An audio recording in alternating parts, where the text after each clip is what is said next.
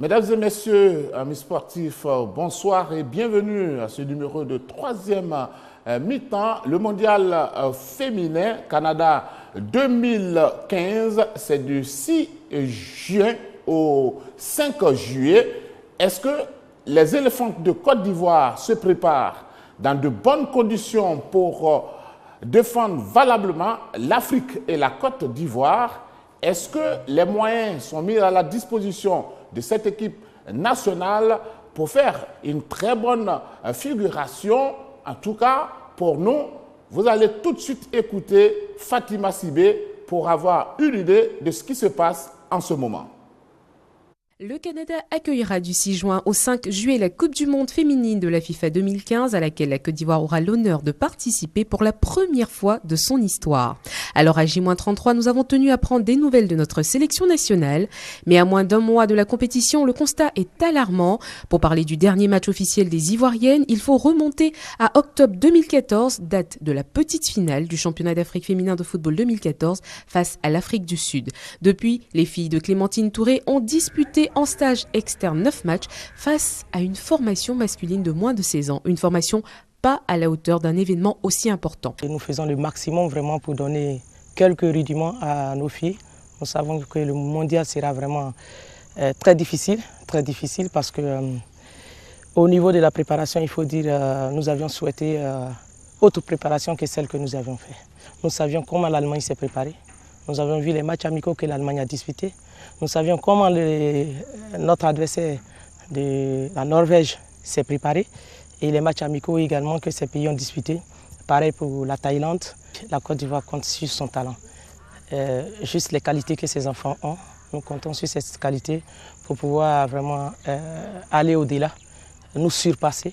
Et donc à ce mondial, nous mettons l'accent sur la psychologie, c'est-à-dire au niveau du mental, vraiment amener les filles à avoir un mental fort pour aborder cette compétition. Lorsqu'on sait qu'en match amical, les Allemandes ont explosé les Brésiliennes, championnes en titre d'Amérique du Sud, score 4-0, que les Pays-Bas se sont difficilement défaits de la Norvège 3-2, nous nous inquiétons sérieusement de la qualité de la préparation des Ivoiriennes pour ce rendez-vous mondial, d'autant plus que le sort les a logées dans le groupe B, où elles devront se défaire de l'Allemagne, première nation féminine au tableau de la FIFA, de la Norvège, classée 11e, et de la Thaïlande, 29e. À environ moins d'un mois de la compétition, les Ivoiriennes sont loin, très loin, à tous les niveaux. 67e au niveau du classement FIFA, au niveau de la préparation, pas de date, pas de nom de nation, pas de regroupement extérieur prévu pour l'acclimatation des Ivoiriennes, alors qu'elles évoluent presque toutes en Côte d'Ivoire. Au niveau de la préparation physique, comme vous pouvez le constater sur ces images, elles font avec les moyens de bord au Centre national technique de Bingerville.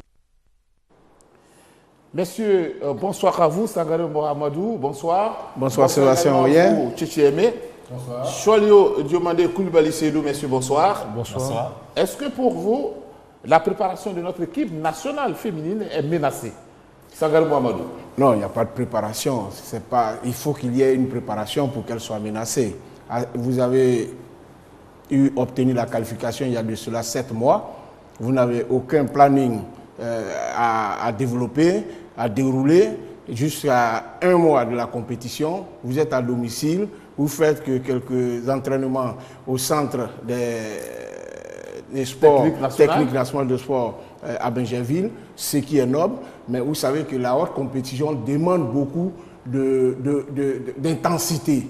Et les intensités, on ne peut que les avoir dans les confrontations, dans les matchs amicaux d'un certain niveau, surtout que les adversaires, on va y revenir, de la Côte d'Ivoire, dans la poule dans laquelle elle est logée, sont de très gros calibres, qui ont joué des matchs éliminatoires 10 sur 10.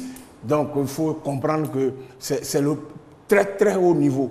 Donc on ne peut pas faire de la fioriture, on ne peut pas faire de la complaisance. Soit on regarde, on dit qu'on va apprendre, et puis on va avec ces moyens-là, mais ce n'est pas avec ces joueuses locaux-là, avec ces joueuses locales-là, avec la situation qui prévaut, qu'on ira quand même faire quelque chose. Même la Thaïlande, elle est 29e au classement FIFA.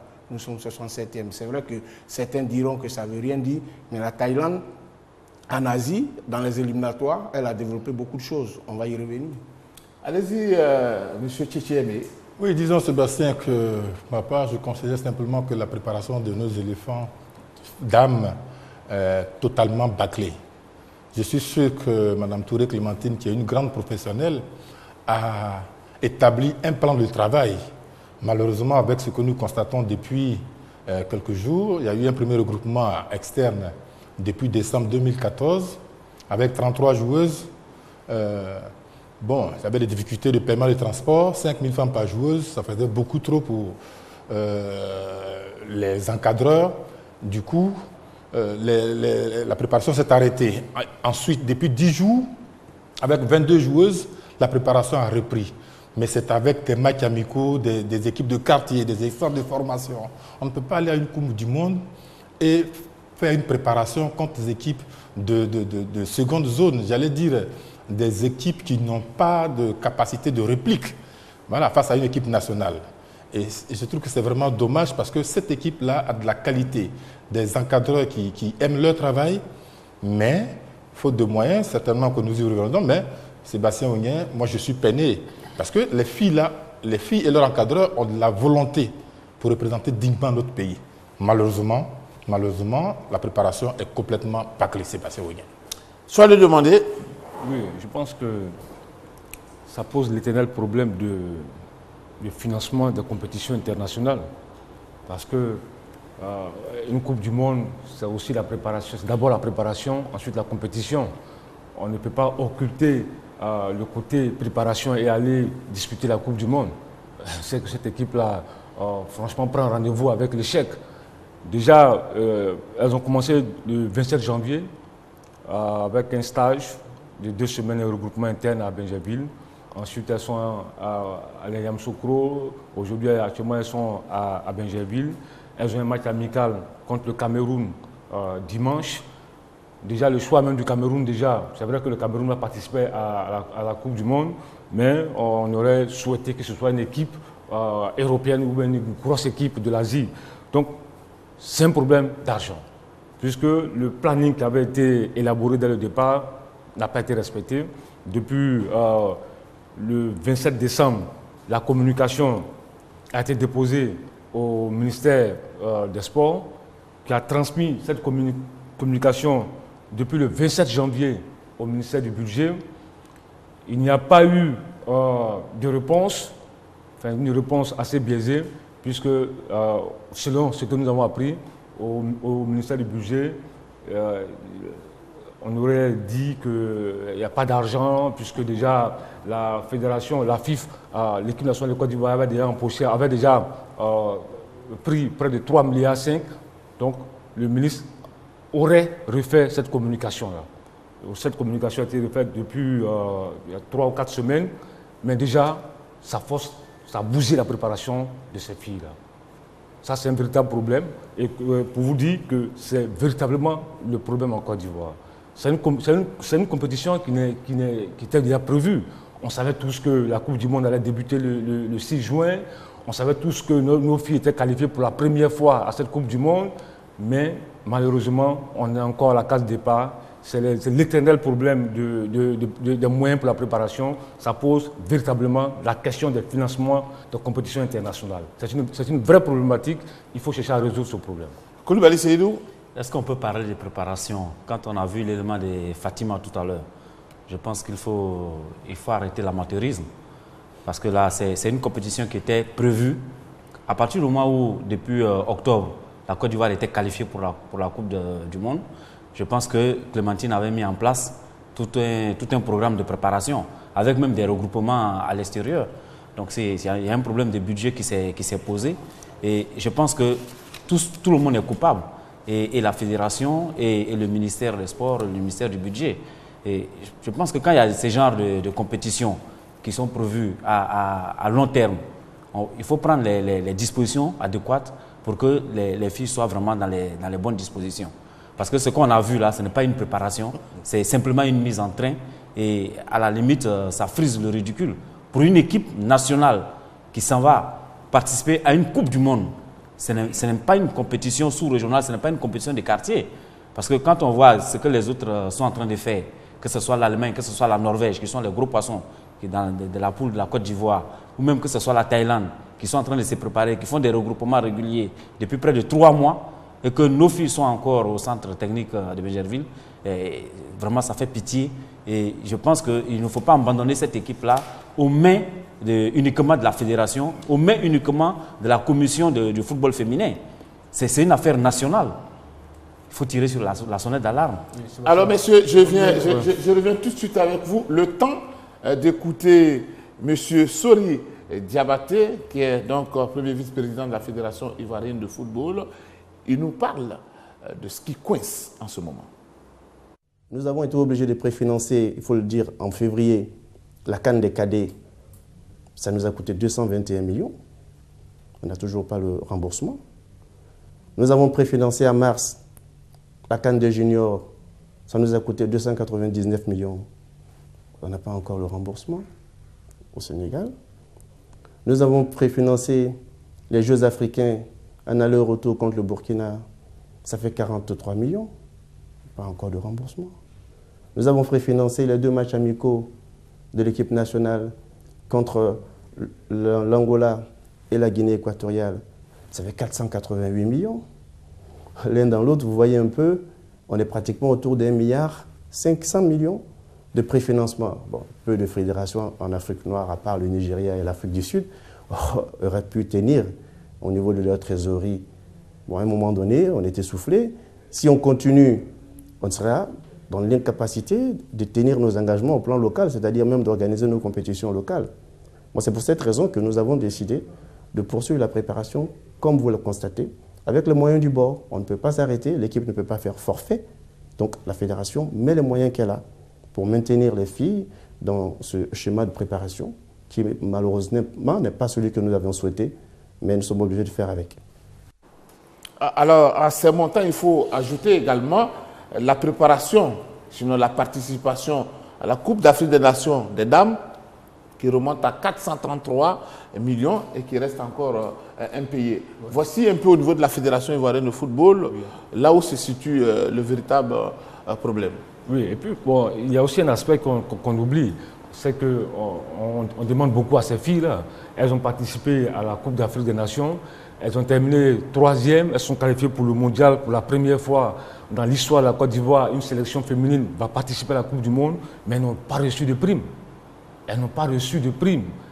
J'apprends que la communication n'a pas été validée. Donc voici des filles qui vont participer à la Coupe du Monde. Elles n'ont pas reçu de prime de la CAN. Elles sont sans une bonne préparation. Mais quelle éléphante on va avoir à cette Coupe du Monde? C'est la grosse interrogation. Quand on écoute Sori Diabaté, on voit bien qu'il y a un gros problème. Quel financement pour les compétitions internationales? Qu'une fédération commence à préfinancer toutes les grandes compétitions, mais en ce moment, on se demande qu'est-ce que le ministère y fait et qu'est-ce que le ministère des Sports et celui des budgets fait. Parce qu'il y a un gros problème. Et je pense que quand ces filles-là ont été qualifiées pour la Coupe du Monde, nous avons posé le problème ici sur ce même plateau, en disant que c'est maintenant que la Coupe du Monde commence et c'est maintenant qu'il faut prendre le taureau par les cornes.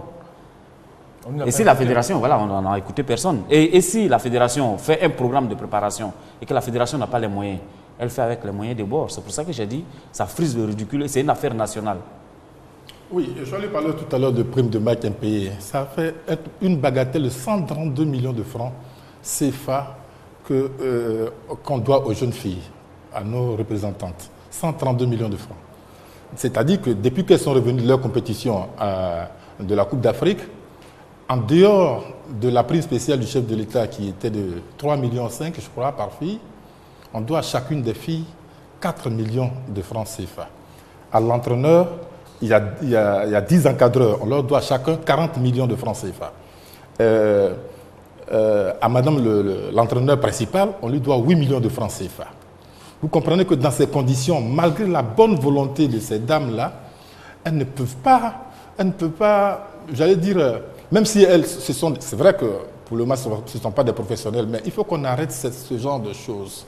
Non seulement on ne paye pas leurs primes, elles savent représenter le pays, on ne paye pas leurs primes, mais quand elles viennent, on ne leur donne pas les moyens pour s'entraîner de façon adéquate dans de meilleures conditions.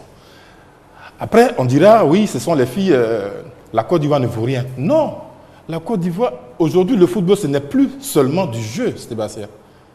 Ce n'est plus seulement du jeu, dans la mesure où ce jeu-là représente la valeur, indique la valeur de la nation. C'est un label, c'est une vitrine auquel nous participons. Oui, quand on va jouer à une coupe, quand on va à une Coupe du Monde, on représente la Côte d'Ivoire. En dehors du chef de l'État, c'est pour les athlètes qu'on joue l'hymne national. Il faut que les gens comprennent ça. On nous a toujours dit, ben oui, à notre temps, on disait, oui, ceux-là, c'est les enfants de pauvres, bon, qu'on bouffe leur prime, il n'y a pas de souci. Aujourd'hui, on dit, mais c'est des milliardaires, qu'on bouffe leur prime, ils ne vont rien faire, parce qu'ils ont trop d'argent. Voilà, il faut rendre à César ce qui est César. Mais je voulais aussi rappeler que, très souvent, on dit que c'est la première fois que la Côte d'Ivoire participe à cette grande compétition. Non, en 88, on avait ramassé des joueuses par-ci, par-là, pour les emmener en Chine. Souvenez-vous, en ce moment-là, Désiré Sikeli était le président de la commission football, au temps de Brizouabi. Désiré Sikeli était le président de la commission football. Et à ce moment-là, comme il n'y avait pas de moyens, Désiré Sikeli était président de la commission football, entraîneur, kiné, etc., etc. Ils sont allés se faire battre 10-0 face à la Chine, en Chine là-bas. Donc, pour éviter ce genre d'humiliation, où on y va, où on n'y va pas, il n'y a pas de honte à cela. On va laisser Sangaré Mohamedou. Je pense que moi, au vu des chiffres, je crois qu'il y a véritablement un problème au sein même de l'organigramme de la fédération. C'est-à-dire, on a planifié beaucoup de compétitions, majeures d'ailleurs. On a adressé la communication, on a adressé le projet au ministère qui doit faire l'arbitrage avant d'acheminer en communication. Mais vous savez, tous ces chiffres-là, une fédération elle-même doit se vendre. On ne peut pas tout attendre de l'État sur ce point-là. Quoique je ne suis pas d'accord quand certaines personnes disent qu'on n'attend pas tout de l'État. Mais sur ce plan-là, une fédération de cette dimension qui vient de remporter une Coupe d'Afrique des Nations avec les sponsors qui sont derrière, qu'est-ce qu'on en fait? Mais il faut trouver les moyens de générer des ressources. Nous avons une coupe en main, on fait une tournée sans flamme, sans arbre. Aucun sponsor n'apparaît véritablement. Aux dernières nouvelles, il serait même déçu de la façon dont les choses se passent. Mais j'ai dit, là, Sori l'a dit, près d'1 milliard. Et là, vous avez avancé un chiffre de 433 millions par rapport à la communication. Mais non. Par rapport à la participation. À la participation. Oui, par rapport à la Coupe d'Afrique des Nations. Financée également mais celle qui est introduite en ce moment, c'est plus d'1 milliard de francs. Ça a été revu à la baisse, puisque le programme a changé. Justement, ça va être revu à la baisse ou ça a été revu à la baisse, ça y est en cours. Mais donc, c'est dit qu'il y a d'abord l'organisation interne à mettre en place par rapport aux ressources propres que nous avons, que nous pouvons développer par rapport à nos activités. Mais même aujourd'hui, sur le plan local, c'est difficile. Sori le disait tantôt, le financement des compétitions. On reste de voir des subventions à des clubs. 3 subventions, 3 mois d'impayés. Bon, donc, il faut trouver d'autres ressources ou d'autres types d'organisations afin de permettre à nos équipes de mieux participer. Parce que 8 mois, ça nous amène à peut-être 2 championnats dans le golf. Okay. Ça fait deux championnats dans le golf.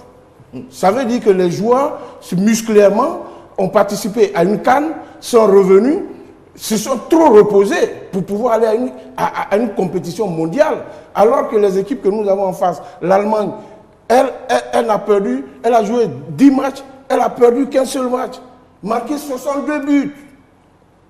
Vous avez en face la Norvège qui a fait 12 matchs, qui a marqué 41 buts et perdu qu'un seul match et encaissé que 5 buts. Maintenant, vous avez des équipes bien structurées, bien encadrées, des professionnels. Maintenant, on s'amuse. On s'amuse, il faut en finir avec. Sangaré, allez-y. Moi, je pense qu'il faut mettre fin au bricolage. Aujourd'hui, le football féminin, la FIFA met un point d'honneur sur le développement du football féminin. La preuve, la FIFA donne des moyens aux différentes associations, au niveau de l'assistance technique, au niveau de l'assistance médicale, au niveau même de la formation des formateurs, au niveau du football féminin. Et puis, moi, je me demande, c'est vrai que l'État ne peut pas tout faire, la fédération ne peut pas tout faire, mais on sait très bien que la FIFA, pour les équipes qualifiées... On reviendra à cette question. On reviendra à cette question, s'il vous plaît. On reviendra à cette question. Okay. Alors, la question qui revient maintenant, le stage technique le stage interne au Centre technique national de Bingerville. Est-ce que c'est suffisant? Non, ça ne peut pas être suffisant. Il aurait fallu que les jeunes dames aient la possibilité de rencontrer, par exemple, qu'elles aillent en stage en Europe. Ça aurait été l'idéal, à mon avis, d'abord s'acclimater parce qu'elles vont au Canada. En dehors des filles qui jouent en Russie et en Suède, les autres sont à Yopougon, à Djamé, à Trècheville ici. Il aurait fallu qu'elles aillent s'acclimater pour rencontrer au moins une équipe nationale ou 2 équipes nationales avant le 7 juin. Parce que c'est le 7 juin que tout commence. Or, elles sont encore à Abidjan ici, en train de jouer contre les équipes des centres de formation. Ce n'est pas normal, Sébastien Ounien. Et donc, cette préparation qui se fait là-bas à Bingerville, c'est, comme ils ont dit sur le plateau, c'est du bricolage, parce que ce n'est pas ça une équipe nationale. Ce n'est pas comme ça qu'une équipe nationale doit préparer une compétition de cette envergure. Il y avait une certaine mobilisation autour de cette équipe nationale hein, quand elle s'était qualifiée, malheureusement. Oui, mais la ferveur est très vite, Alors, le centre technique, oui, le centre technique, c'est bien qu'on ait un centre technique. Il faut encore qu'on ait la DTN, la Direction technique nationale, autour en collaboration pour essayer d'inventer un peu ce qui peut être sur le plan technique la référence. Aujourd'hui, elle est livrée à elle-même. Quand elle parle dans son discours, vous percevez quoi? Vous percevez l'impuissance. Elle vous parle des rudiments. Nous faisons tout pour donner quelques rudiments à ces jeunes dames. Mais à ce niveau-là, on ne parle plus de rudiments. On est au perfectionnement. Vous voyez? C'est-à-dire son langage en lui-même, on décèle des facteurs importants. Je reviens à vous tout de suite. On va écouter le président Sori Diabaté. Bonsoir. Oui. Alors, Président, vous avez une intervention tout de suite concernant la préparation de cette équipe nationale. Merci.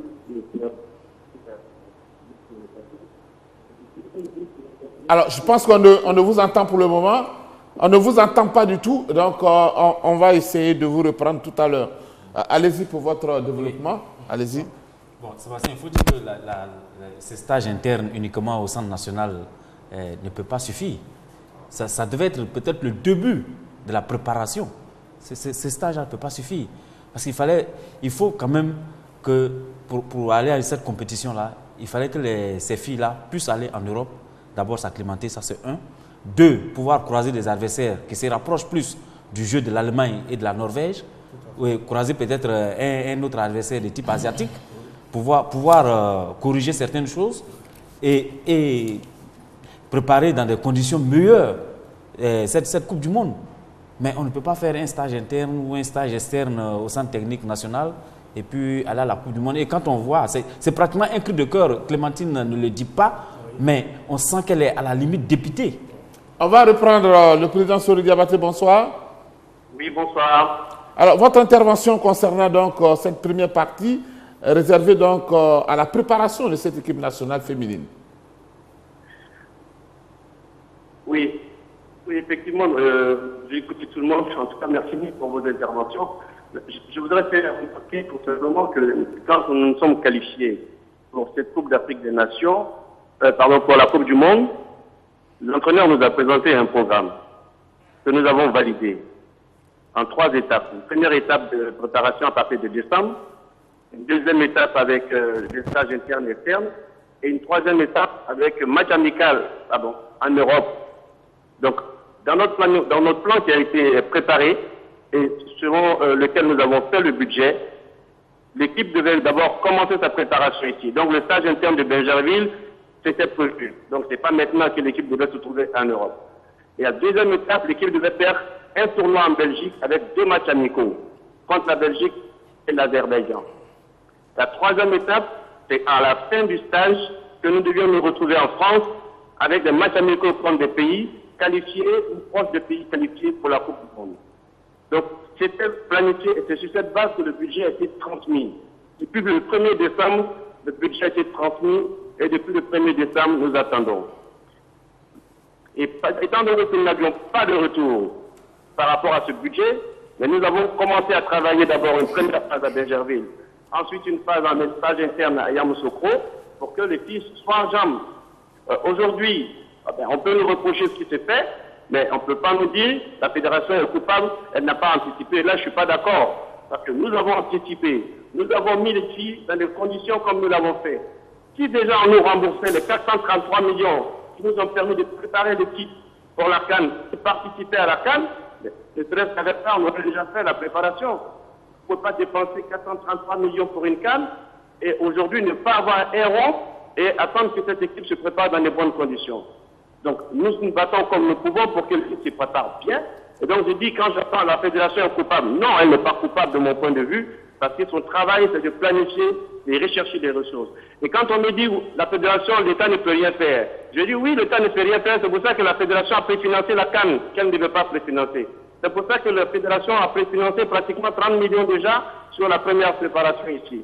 Donc je crois qu'il faut comprendre que nous avons des sponsors, c'est vrai, mais l'argent des sponsors, ça nous permet également de faire des préfinancements, mais après on nous rembourse et on continue à organiser le championnat, organiser nos compétitions, à développer le football. C'est ça la réalité. Président Choualou a une question pour vous. Choualou, allez-y. Bonsoir, Président. Oui, bonsoir. Je voulais savoir, puisque c'est une coupe du monde, est-ce que la FIFA octroie de l'argent aux équipes qualifiées pour leur préparation? Et le montant, c'est combien? Alors non, la FIFA ne donne pas d'argent pour le football féminin. Nous n'avons rien reçu et nous n'avons aucun courrier. Alors aujourd'hui même, je suis encore allé à la fédération pour vérifier parce que j'ai entendu dire que la FIFA donnait de l'argent. Et j'ai vérifié au sein de la direction, nous n'avons reçu aucun courrier nous informant de fonds mis à disposition d'une équipe nationale qualifiée pour la Coupe du Monde. Ce que nous avons entendu dire après la compétition, il se pourrait que la FIFA distribue des revenus aux pays participants. Mais pour le moment, ce n'est pas comme le football masculin où l'équipe nationale bénéficie de fonds de préparation. Voilà. Voilà, merci à vous, Président. Et puis, vous pouvez réagir si vous avez éventuellement quelques préoccupations. Merci pour le moment. Voilà, messieurs, on va donc avancer. Une autre question qui revient. Qui finance réellement les compétitions? Est-ce que c'est l'État ou est-ce que c'est la FIFA? Non, moi je pense qu'à ce niveau-là, l'État finance. L'État, puisqu'il y a une régie des compétitions internationales qui était dirigée par un certain Yapi Patrick. Donc c'est pour vous dire que c'est l'État qui finance ce genre de compétition. Puisque l'équipe nationale de Côte d'Ivoire va représenter la Côte d'Ivoire. C'est le drapeau de la Côte d'Ivoire qui va flotter. C'est l'hymne national de la Côte d'Ivoire qui sera exécuté. Donc c'est pour vous dire que l'État a un rôle prépondérant. L'État doit pouvoir financer ce genre de compétition. Est-ce que c'est une spécificité uniquement pour la Côte d'Ivoire ou bien pour tout le monde entier? Quelques pays africains. C'est une spécificité. Sinon, je pense qu'il y a des régies en interne dans toutes les fédérations par rapport aux lois qui sont établies, qui trouvent des partenaires, qui renflouent un peu les caisses par rapport aux différentes compétitions que l'on a organisées au cours de l'année. Donc, c'est à juste titre d'ailleurs, il le disait Souris, la FIFA a ses sponsors. Il y a des grands sponsors, il y a des gros sponsors. Donc quand on a ce type de compétition, surtout que la Côte d'Ivoire, ces 3 dernières années, a quand même participé à plusieurs compétitions majeures, dû un peu au décalage créé au niveau de la FIFA par rapport aux années impaires, Coupe du Monde, Coupe d'Afrique. Donc ça fait que depuis Gabon 2012, nous avons enchaîné que des compétitions de haut niveau, aussi bien chez les seniors, les cadets, juniors et toutes catégories. Donc l'État